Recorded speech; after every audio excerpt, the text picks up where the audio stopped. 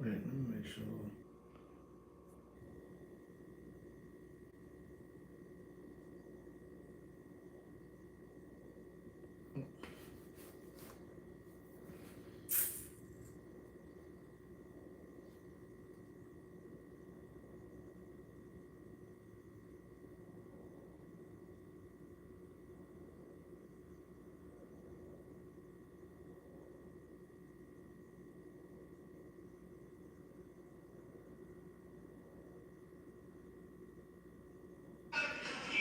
Oh man,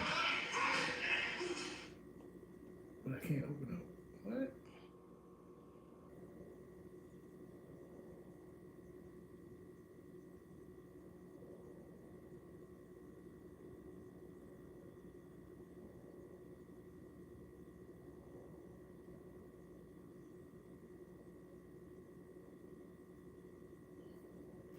This is not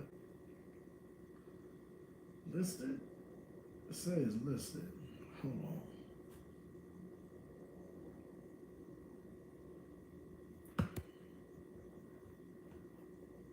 How do I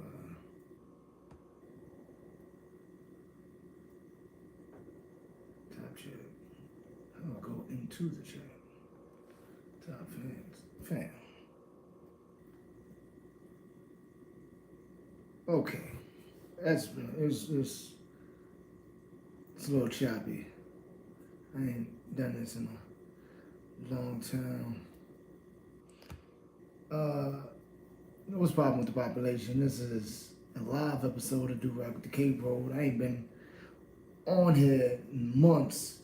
Had a lot going on. My little brother passed away. My younger cousin passed away. Been dealing with that. Actually, the link to the GoFundMe is in there in the description of this live.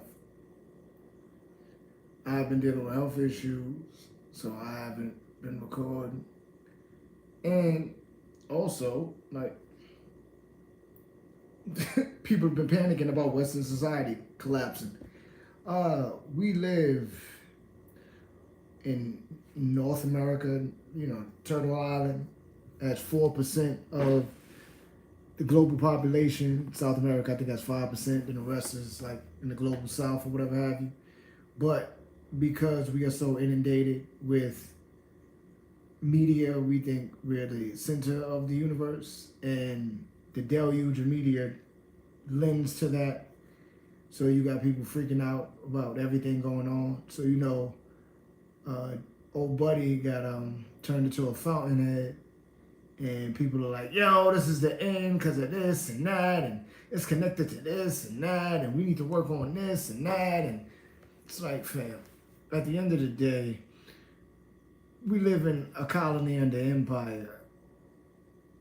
What that person represented was that they were corporate media. They were funded by billionaires. You can look up Turning Point USA and look up the funding. One of them is Uline, actually. Like, the folk that you get packing stuff from. So this idea that it's a watershed moment because dude got his kufi off, we can move on, really, because at the end of the day, within a colony under empire, it is run violently. So if you stoke stochastic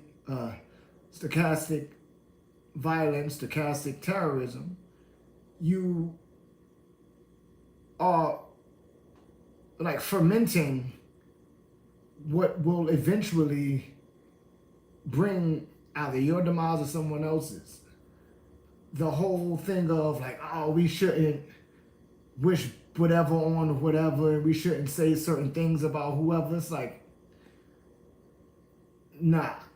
Like, you can either say nothing or just move on. The whole prefacing your conversation with, I don't condone violence, is just capitulating to empire. In that this society is based upon the thing that took said person out. That same day, there were several school shootings. There was a shooting at a naval base. We are constantly inundated we are constantly berated and captured by violence. So to even preference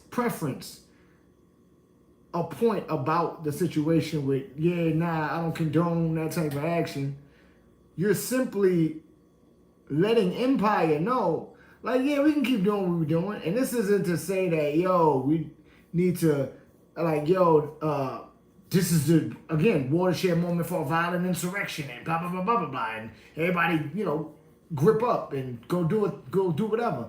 Nah, but it's to say, like, the apathy that one should show for dude should be the thing that they understand from the masses, like and not necessarily a collective consciousness, because everybody has their reasoning, everybody has their logic of how they get to where they got to, but more so a understanding amongst those that understand that, like, nah, this is what you get. This is what you bring upon yourself. Because even the actions by those that are saying, like, yo, empathy, blah, blah, blah, all the liberals, all the right-wing, liberals are just right-wing folk with better outfits, but all of that is simply them trying to keep you captured within this idea, within this idea that you should be stuck. You shouldn't look for a space in place for some kind of liberation, because there's a difference between freedom and liberation. We all free right now. People in prison are free in that you can move around and do stuff. Freedom is something that is conditional. Like, it can be taken away from you. Liberation can't. Nobody is liberated. We all free though. So this whole thing with people losing their jobs over talking about Buddy and whatnot, it's like, yeah, because freedom of speech is conditional.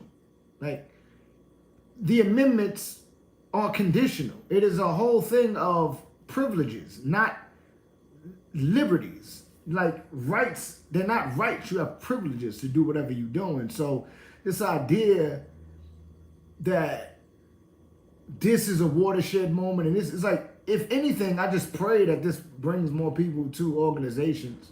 Just, if you feel the way, find other people that feel that way and, like, organize around nonviolence, organize around a fairer media landscape, organize around women's health, organize around child care, organize around these things. Like, organize around all the things that dude wasn't about. Because this is the same man, I mean, just to speak on him for one quick second, this is the same man that said taking care of children wasn't a part of African cultures. So, yeah, like, again, I personally am not for people prefacing their takes about this with, I don't condone violence and, I'm just trying to, okay, like, the system's still going to do what the system's still going to do if you don't condone it. So what you telling them for? What are we doing? Like, what was going on? Because, again, to just pragmatically speak about it, old Buddy and all of them was just celebrating the two folk in Minnesota getting popped and the dog, and blaming them for getting popped. Like, how soon we forget. Again, this idea,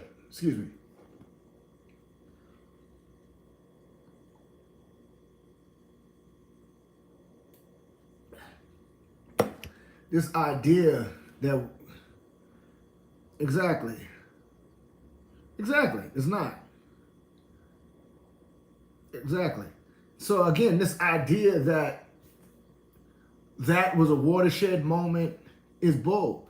Like, fam, there should be nothing but apathy for Buddy. because he was a part of the system. He wasn't some random dude you see in the street screaming obscenities. He wasn't the white version of Hebrew Israelites.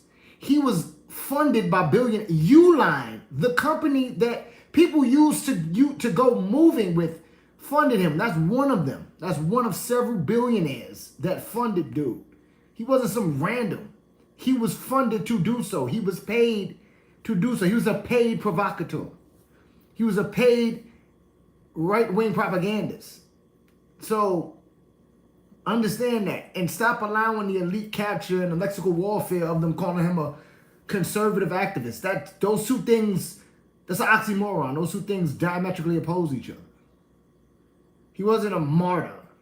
He was just a dude doing a job within an ecosystem that permits and encourages that kind of behavior.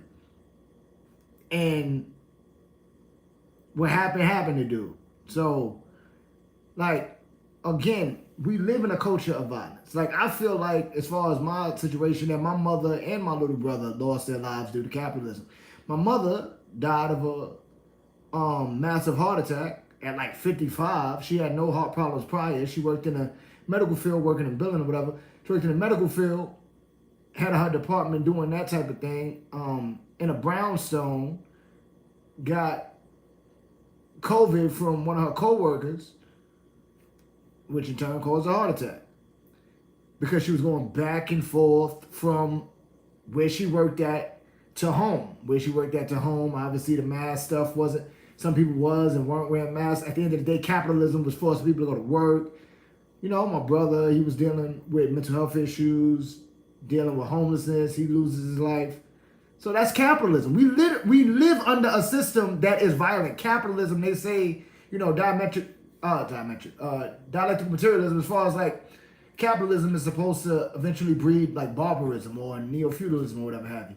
But I would argue that capitalism is barbarism. And that neo-feudalism, I feel like, is operating in a different way than what we think it would. Or even techno-feudalism is definitely, techno-feudalism is definitely happening. But like this idea of choice, George Carlin talked about it. He said you only got choices at Baskin Robbins. That's the only place where you get 36 flavors. Here, you don't really have no choices. So like even this thing with, you know, people are talking about, yo, we're going to boycott Disney. We're going to stop doing this and the third. I argue that you need to organize. This whole, we just gonna go protest real quick. Nah, fam. Like, oh, we just gonna, like, and I'm not saying don't do it. I'm saying be principled. Because if you want to talk about boycotting Disney, then there's a lot of other things within. Disney owns a lot of stuff. Stop watching ESPN. Stop watching NBA games, WNBA games, NBA games, NFL games, boxing, UFC, all of that. Stop taking your kids to movie, like there's so many things, Pixar, like all of that.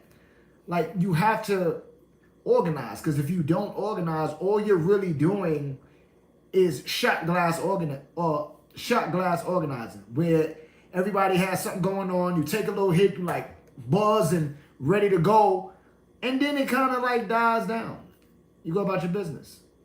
I mean, remember 2020 was only 5 years ago. People was throwing black squares up on Instagram. Or we gonna stop going to this business. We're gonna start doing that. Yeah.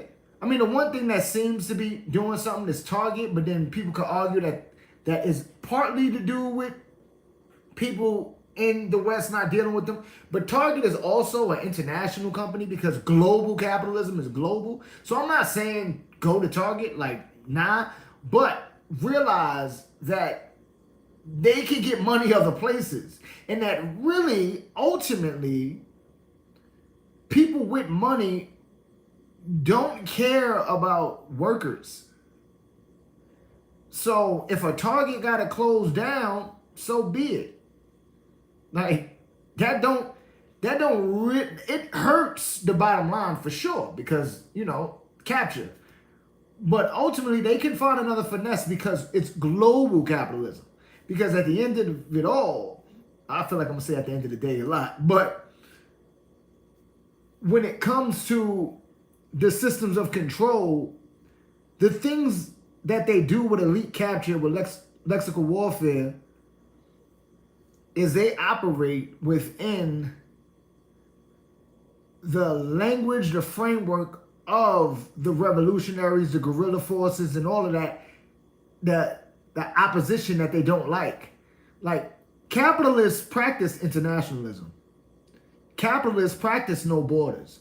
The only time those ideas cause a schism is when some capitalists don't want to get money with other capitalists, like Russia dealing with Ukraine as far as the proxy war. Like, they know how to work together. That's why you got the Congo having deals brokered with, like, Rwanda is brokering deals for them. Rwanda is a vassal for the West. Or you got Palestine dealing with, like, the Gulf states who don't really care, but they're using it as a moment. Exactly. That's why we gotta be. So, thank you, Brianna. So, this idea that we need to only focus on ourselves, that we need to detach, that we need to rest, that we need to do this and the third. Like, fam, I had a conversation with a best friend of mine who's a parent, and another person who's a parent, another young lady who's a parent, and it was just telling them, like, I don't like the idea that some people who are parents use. I get it, but that doesn't mean I agree with it. But I understand it, pragmatically speaking, and just like survival speaking, because you're surviving under capitalism. But the idea that, yo, I got a family to feed, I got kids to take care of, I got this, that, and the third, it's like, but what you're really doing is just kind of kicking the can down the road. Because the more you don't do, the more your child is going to deal with later. Yeah, like the Sahel states, like, yeah, but the more you don't do, the more your child is going to deal with later. So this isn't to say that people need to be superheroes and that you need to give up your life for the movement, but it's to really look at your material conditions and take time to yourself and make that decision to do something. Like, again, I lost my brother. Right now I'm still, like I said, raising funds so I can get him to Trinidad and spread him and my mom's ashes and be able to, like, do everything right in that regard, because, again, capitalism took both of them. And if I knew how to do this live thing right, I would put the link in the chat, but I know that it's in the description. The link to the GoFundMe is in the description. And I'll put it in the comments when this thing is over. But this even that, like, the commodification of everything, the fact that that so many people gotta GoFundMe for things like burials, medical needs, housing, and like that there's commercials for GoFundMe, like, because it's about charity rather than mutual aid, because mutual aid would actually work to survive under this system to eventually not have to do mutual aid anymore. But that's not to me, because mutual aid is just, as far as the need for it right now, is because of the result of capitalism. You're surviving under it. So this system in and of itself is cannibalistic. Like, the system that in and of itself is the reason why Buddy got turned into a fountainhead. Like, it's not this whole argument of, you're like, yo, did Israel have something to do with it? It's like, does that really matter in the grand scheme of things? Because it's all under the idea of empire, of colony, which is ultimately under the sociological phenomenon, which is whiteness. Because, again, if we look at, I know we have to preface this every time talking about this, but race is a sociological phenomenon. It's not science as far as biologically speaking at all. It is something that was used and still is used to separate and cause schisms amongst the people, so that way the people who have money can keep getting money, regardless of the color of their skin. And oh yeah, word. Thank you. I appreciate that. But like this idea that this system is run off the pseudoscientific race thing, which is a sociological phenomenon, which created whiteness, which in turn created his adversary, blackness, is why you have situations like dude getting turned into a fountainhead, because that's whiteness. Whiteness is cannibalistic. It's going to eat itself while eating you at the same time. As it's dining on itself, it's also dining on its supposed enemies. And that's not to say that he was even an enemy. It's just, again, violence begets violence, in that this ecosystem is already violent. Like this whole thing that people are even arguing that, yo, I can't believe we like this now. It's like, yo, you just really want this to go back to the status quo for real. Because this always has been bad. This always has been bad. Like I was watching a podcast, and one of the gentlemen brought up the fact that we're well adjusted to a maladjusted society. Like that was basically the point that they were making. And we're well adjusted to a maladjusted society.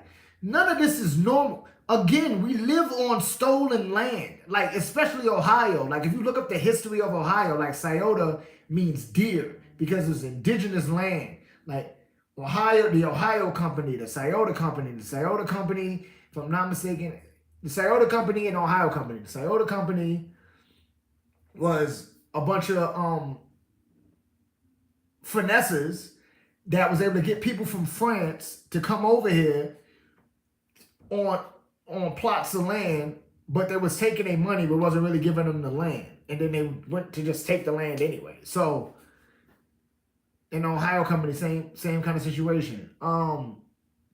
This whole thing that we need to go to the status quo, that's, again, you being captured by empire. Preferencing your talks about dude being turned into a fountainhead. That's you being captured by empire. You don't have to tell nobody that, yo, violence is bad. Yeah, we know that. We get that. But when you are talking about somebody who promoted stochastic, I almost said stochastic violence, what? Like, that's like going to school every day and getting your ass whipped by your bully. And then one day, somebody beats the shit out of your bully. And then you come in, and everybody coming in telling you like, yo, XYZ just got snuffed. And you like, man, yo, I ain't never want that to happen to him. That's wild that he got beat up like that. No, you could just be like, oh, word. Like, you just not getting bullied no more. Like, old buddy was wilding. Like, the whole argument, like, oh, he was leaning away from the right and leaning away from Israel. Was like, another podcaster, Arm Brown, talked about it. And then, like, you can see it. They're all grifters. Like, he's getting money. He was funded by billionaires. He was corporate media getting money. So he's going to keep getting, he needs to keep getting money. In the West, there is a big anti-Semitic push. There's also a big, we don't want to give money to other places, Monroe Doctrine kind of situation, but still want to be the number one war bringers everywhere because we got to have our kids in the military. He was only pulling away in a way, if you look at it, if you follow the tea leaves, because his audience wasn't really into it anymore. Because he needs to get money. Like, he was still a Christo-fascist. He needs money, though. And if you are, it's like if I was making music, if I'm making country music, and my audience is like, yo, we want some R&B, and I decide, no, I'm gonna just keep making this country music, and then I don't get sales anymore. That's capitalism. You got supply and demand.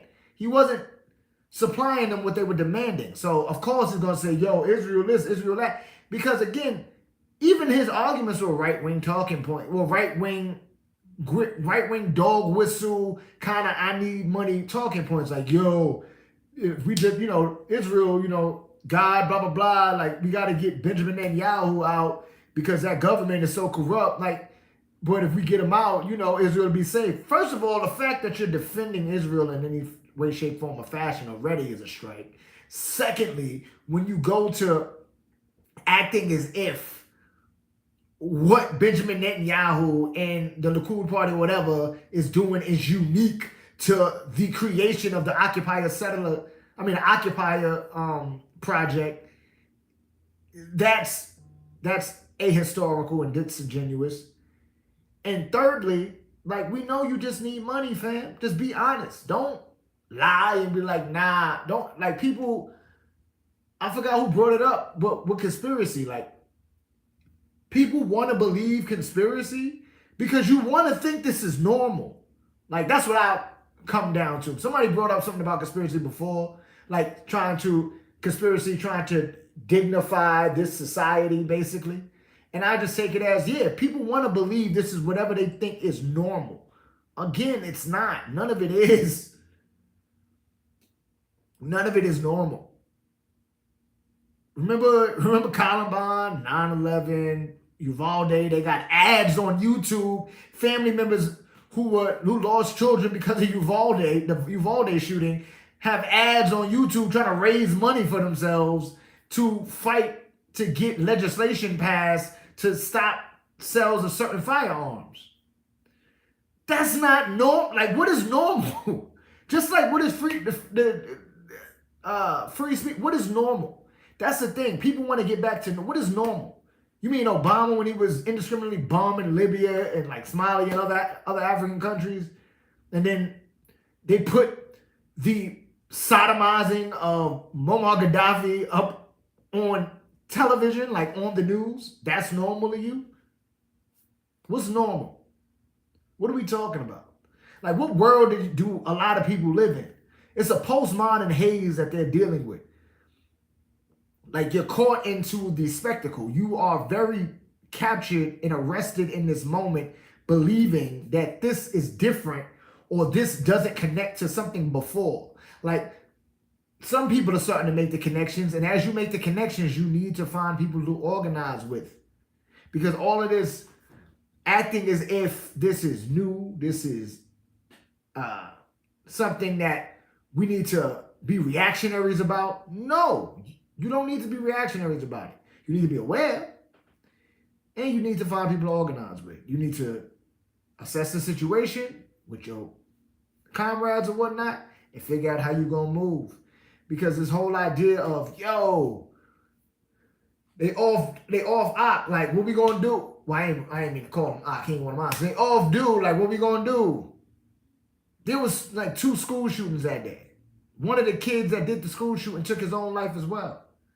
There was a shooting at a naval base because one dude was sending death threats under an IP address that made him look like he was at the facility, but he wasn't. And then one of the cadets, or whatever you call a person in Navy school, ended up shooting, I think, security. Like, that all happened. But nobody like, yo, it's conspiracy this, conspiracy that. Only time they do conspiracies with school shootings was when they say it's crisis actors. And then they downplay the loss of life of children when it's the talks of conspiracy. And it becomes conspirituality. I found that out, that there's like a sect of people, and there's like a podcast I think about it, but like a sect of people who connect. Exactly. You need to organize together with a few homies. Exactly. You start small. Like, you don't need everybody, but like they found a sect of people that are really into,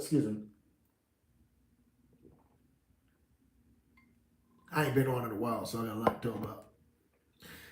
A lot of people who connect conspiracy with their spirituality, but when it comes to organizing, when it comes to building coalitions, whatever have you, comes to like the arguments of buddy, talking about, oh yeah, we make an Antifa a terrorist organization. First off, Antifa itself isn't an organization.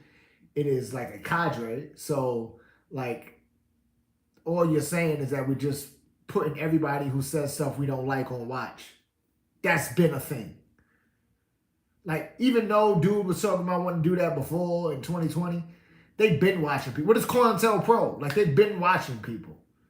Like, do you know what happened to the Horu group in Florida? Like, they had to deal with the federal government because they because they were fighting for reparations and the liberation of African people. And the federal government was like, nah, Russia told you to do that. They were using Red Scare tactics in regards to the Who's Three's court case.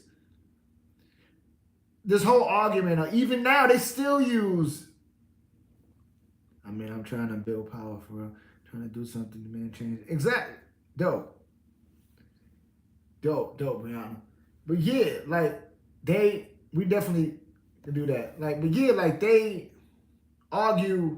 been arguing that since the Cold War, since like Russia was a communist nation or whatever, about like, yo, Africans in America not liking being lynched and all that. That's just Nazi propaganda. Now it's like, yo, these kids protesting a epistemic genocide in Palestine. That's China. That's Russia. That's them telling them to do it. And then you got people who help stoke fear, like Joe Rogan and them, like, yo, what are these guys doing? Like, who's getting them? Who's funding them to do this? Like, what is wrong with you? Like, do you love money that much that you're that blind? Like, I used to think a lot of people's, I do, obviously, if you're online and you have a presence where you have sponsors, you have to curtail your speech because you need to get paid. So there's a way you need to talk, i.e. Charlie Kirk. But I don't put my politics on people anymore or my ideology on people anymore in regard to like, oh yeah, they gotta know what they're doing. Like, there's no way this is a side. Like, they know they doing this. It's like, nah, I'm not gonna give you that. I'm not gonna allow myself to believe you like me. What I will say is that what I think of you is what I think of you until you prove me otherwise. So the whole arguments are like, yo, yeah, Russia and China are funding protests or Iran or whatever like state they think is an Arab nation, because Iran is not an Arab nation, whatever. But they're funding protests. It's like, no. People here don't like stuff. Like, not liking stuff, righteous indignation is not bought all the time. But especially in regards to the machinations of empire. So this whole situation that we're in currently, in the 4% of the human population, is a lot of spectacle because of shock and awe campaigns done by the military to stoke fear in their enemies to make them believe that things can get worse.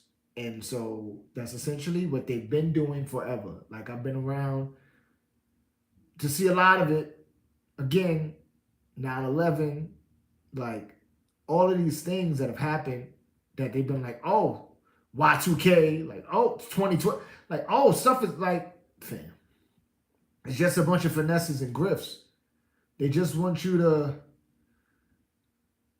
stay in this Ouroboros of imperialism and colonization and neo-feudalism and techno-feudalism and authoritarianism and all the isms,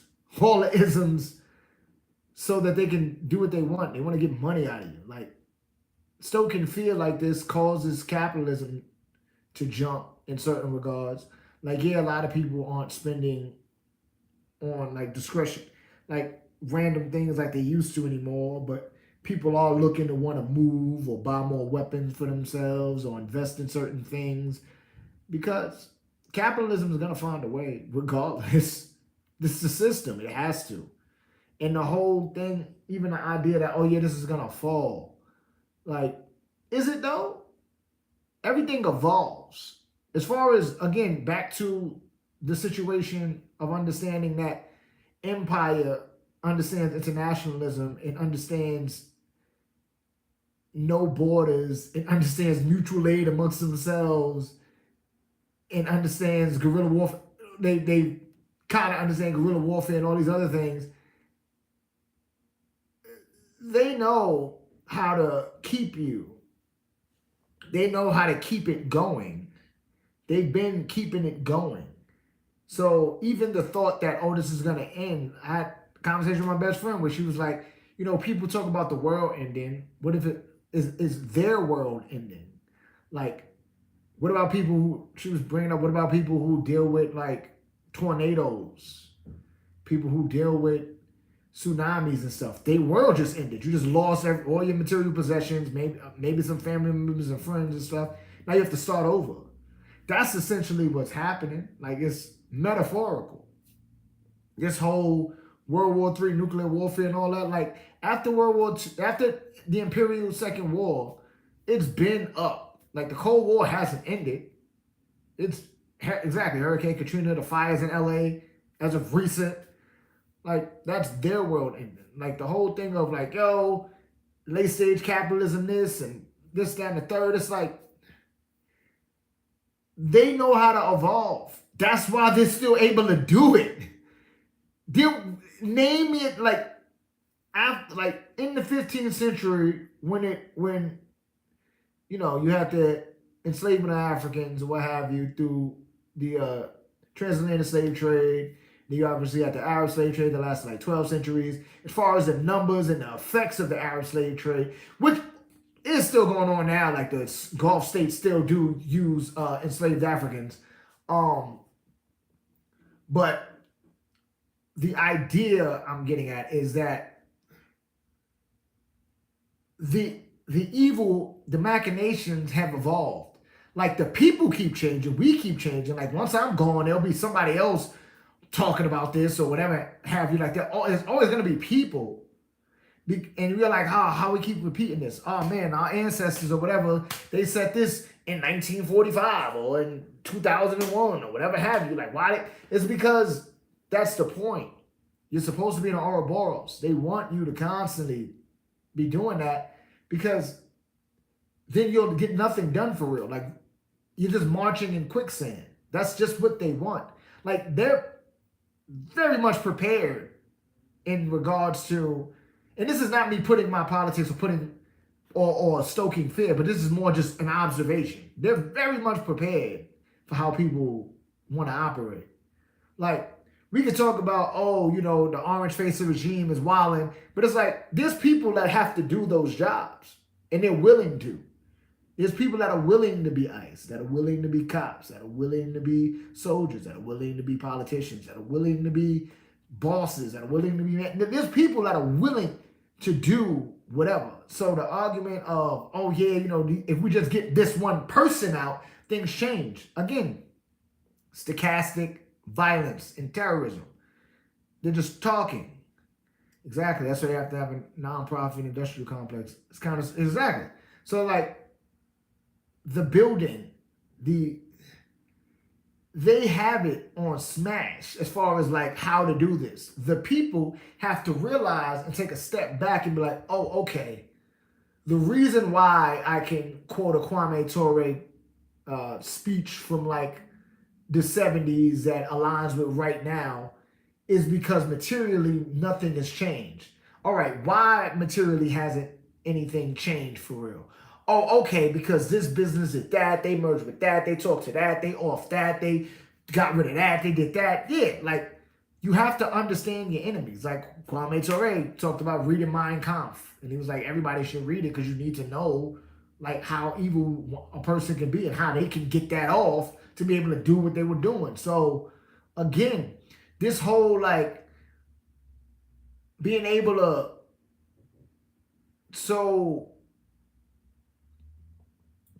being able to so pridefully quote these revolutionaries, these activists or what have you, we lose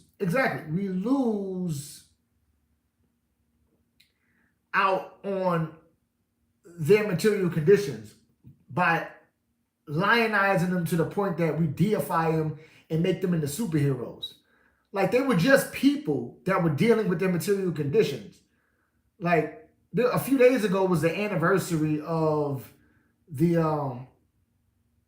shootout in New Orleans at the what was it? Not the Divine, the Desire Projects in New Orleans. It was the committee, the National Committee to Fight Fascism, the National Committee to Combat Fascism, NCFF. They were a part of. They were the Panthers, and then they made that committee. And this was in like the '60s or whatever. And it's not. This was like right as the Panthers like started, National Committee to Fight Fascism or whatever. They had beef. Well, they were given beef from the New Orleans power structure.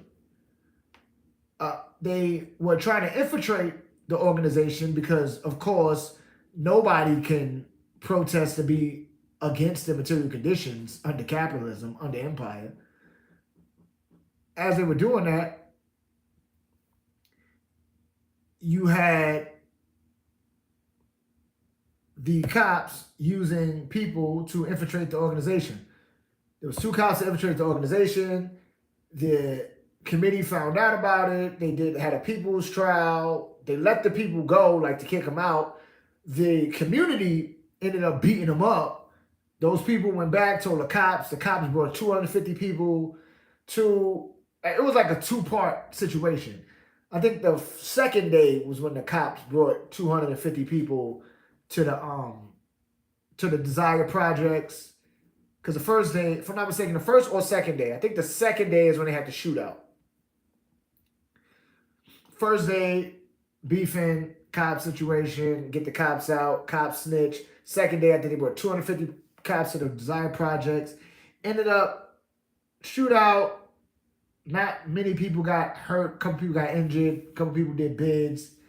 They ended up and eventually leveling that projects. I think there's maybe one building that represents the Desire Projects that exists today. That's in New Orleans.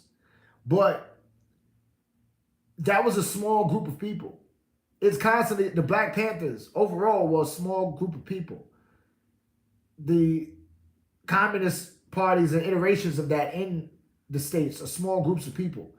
This idea of all or nothing, this idea of strength in numbers is taken out of context. The strength in numbers is just the strength in the people that you have. If it's just 2 of y'all, then y'all got to be as principled and all together as y'all going to be for just 2 people. If you get more people, cool. But the whole like, yo, we just need the nation. The nation can be just 5 people. That doesn't mean you cut people off, but what it means is that you need to understand nation building. It grows. So this all or nothing, everybody ain't going to be on board. Because again, stochastic violence. People like Hitler to people like Eisenhower, J. Edgar Hoover. Like, FDR really was out there in the trenches, like being a piece of garbage in the Spanish Civil War, whatever. But the rest of them wasn't like that. Like, a lot of them had military service, but the rest of them wasn't like in the trenches like FDR was. Or was that, or Theodore. Whatever, because there was 2 Roosevelts, but they both related by marriage or some crap like that. Whatever, it's all the same people. Nevertheless, the point is that there don't need to be it doesn't need to be a national in the sense of every single person you know needs to be down for there to be any kind of fight for actual material liberation for the people. You want people to start to join as you go, for sure. That's what, if I'm not mistaken, that's what happened with the Stonewall Rebellion. They had like a sign while they were walking that said freedom on it or whatever. And, you know, letting people know what's up as we like rebelling. And some people decided to join them. Some people didn't. Yeah, that's the point. Like this whole thing of all or nothing is it's the same as prefacing what you say about Buddy being fountainheaded, saying like, yo, we don't condone violence and yada, yada, yada. That's the same thing as you saying like, yo, we need everybody to do this. If everybody, no, you don't. You just need everybody who is doing it to be principled and about what they need to be doing. Because that's what the enemy is doing. Like, they're very principled, as disturbed as you may think they are, and off kilter, but they have it together because it's still going on. So it's just like, it come like talking about if it was a basketball game. Say, for instance, you was playing on the Toronto Raptors when Kobe Bryant scored 81. It come like you being on, you being on the Toronto Raptors and saying like, yo, when I guarded Kobe, he only had 4 points. It don't matter. He scored 81. That's the same thing where people are like, yo, yeah, nah, they all disturbed. They don't got it together. They, ableist language. They stupid or dumb, blah, blah, blah. You're still a president. Like, they still in positions to destroy the social fabric within this nation, but they are a part of a bigger network. It's not Republicans and Democrats. The constituents of Republicans and Democrats, the politicians are the uni party, and they just getting money. So they don't care. They switch seats, switch faces all the time. But you as an individual, give me 1 second.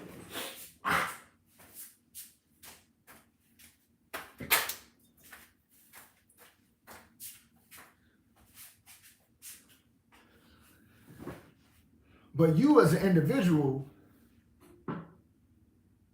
you got to be on your understanding of being principled, of doing what needs to be done to get to whatever you think are the next steps within this society, and stop allowing yourself to be caught up in the nonsense. Like dude being fountainheaded, like the conspiracies and all that run with that. I don't really mean nothing, fam. Like, that ain't really doing nothing for nobody, for real. Yeah, we want to talk about, Jimmy Kimmel lost his job. So? You mean Jimmy Kimmel, the same dude that was doing Karl Malone in blackface and then ended up interviewing Karl Malone, who was a pedophile? And, like, the whole thing of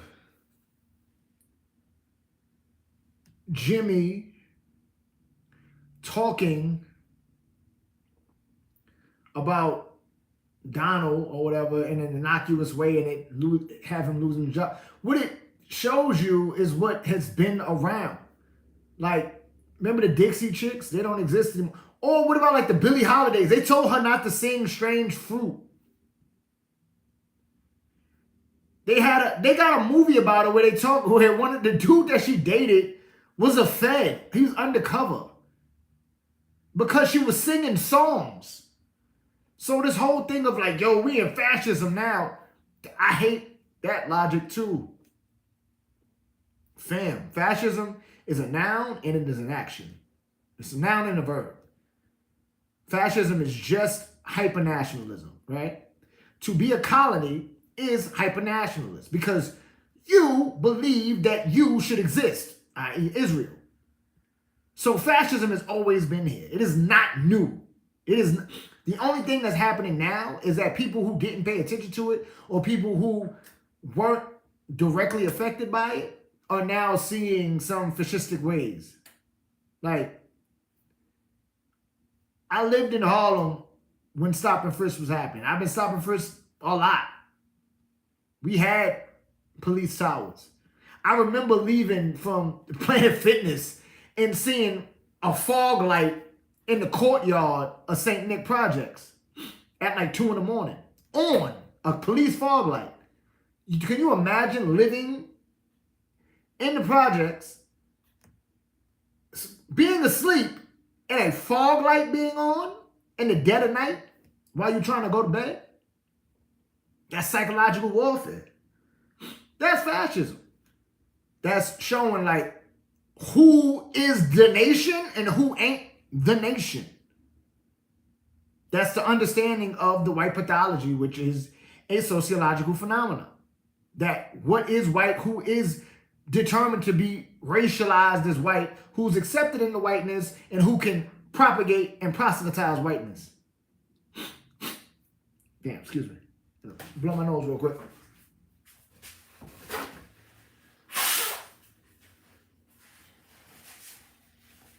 So this idea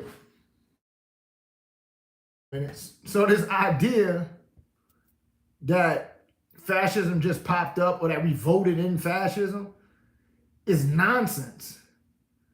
Even the whole idea, like, oh, what about Nazi Germany? They voted in the Nazi Party because they wanted to get, they were, calling European people of Jewish faith socialists and communists and whatever. It's like, you remember that Germany just got his ass whipped in the First Imperial War. They needed a way to be rallied back together, like back up. They needed to find an enemy. They created an enemy out of people of Jewish faith who were living there. That's what built them up. And also Germany just stopped being a kingdom, like a czar and all. Like, it just stopped being a kingdom. Like, they lost a lot of their colonized land after World War I. And I think definitely after World War II, or after the first, sorry, I stopped calling it that because that wasn't nobody's world but theirs. After the Imperial War and then the Second Imperial War. So this idea that like Germany was all good and then got bad, it's like Germany was a colonizing nation that itself had a revolution because of the way that it treated the quote unquote like serfs and paupers or whatever have you, that class of people, while at the same time colonizing Africa, parts of Africa, got into the First Imperial War, lost a lot of money, lost a lot of colonies, was in flux, dealing with schisms amongst the people, needed to be rallied back together, find a common enemy. Enemy was European people of Jewish faith, ran on that, and enemy was communism and socialism because of the German Revolution stuff. Like, so again, this idea of this perfect, all good, for lack of a better term, lily white societies that we were living in, like, nah, we are just well-adjusted to a maladjusted society, which in turn makes us maladjusted for real.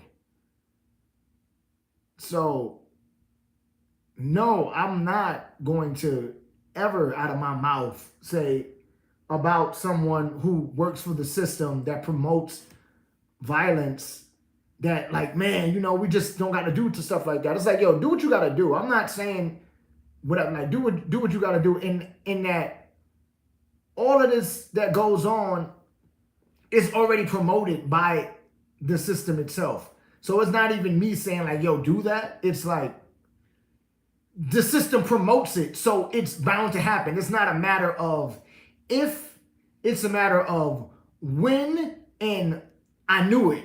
Like, that's pretty much it. So when it comes to people needing to organize, it's not a matter of, yo, we need to just wait for everybody to get down. It's like, no, now is the time. Like, find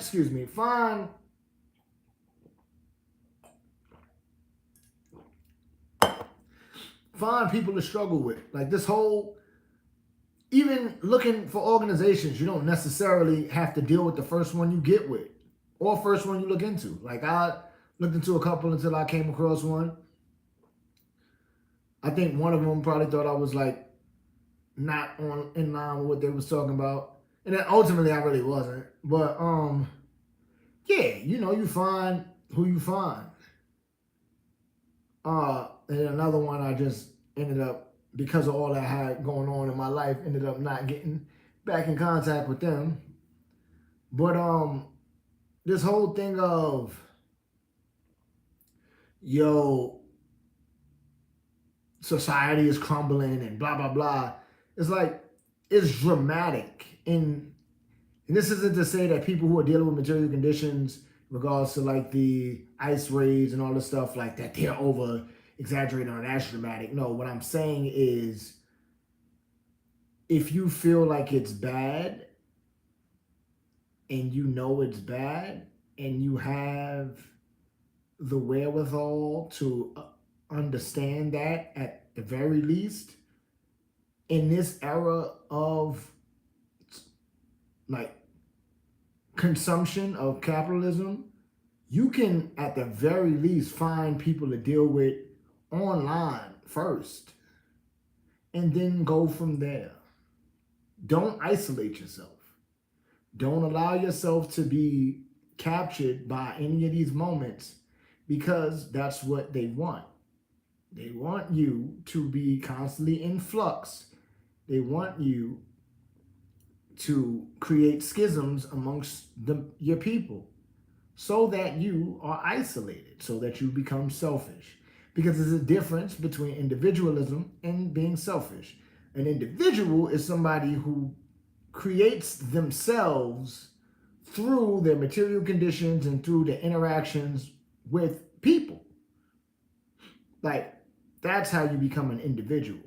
Selfish is just you feeling as though everything revolves around you at any and all costs, to everyone around you, and you owe nobody nothing. So that's why I personally don't like the terminology of calling it of radical individualism or whatever. It's like, no, that's just selfish. People are just selfish. There's a difference between being an individualism and selfishness. People are just selfish, because selfishness takes no energy.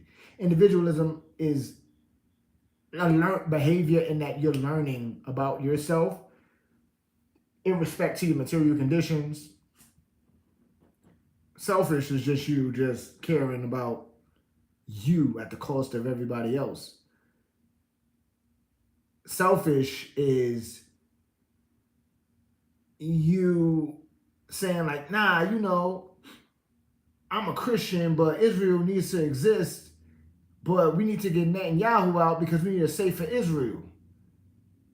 You guys like that? You like when I say that? Like, that's selfish, because at the end of the day, like that argument of like, yo, did he get fountain headed because he was talking? Like, nah. Again, if you're playing into the system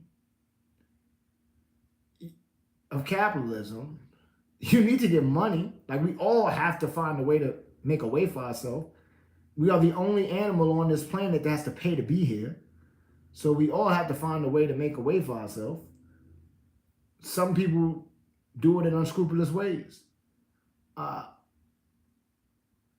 The idea that there's some hidden cabal or the deep state, the state is the deep state.